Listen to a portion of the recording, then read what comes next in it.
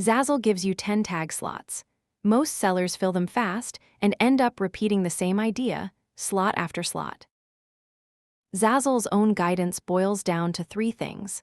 Every tag should be relevant, every tag should be different from the others, and some tags should get specific.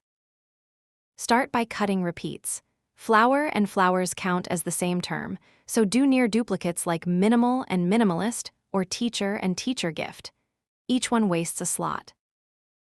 Next, build 2 layers.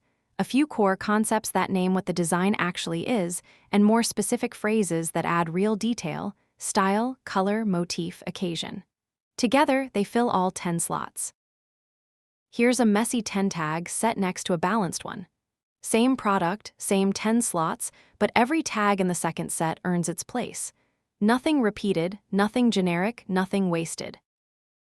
Content Optimizer Pro helps you organize structured tag suggestions and review the full set of 10 together, instead of guessing one tag at a time.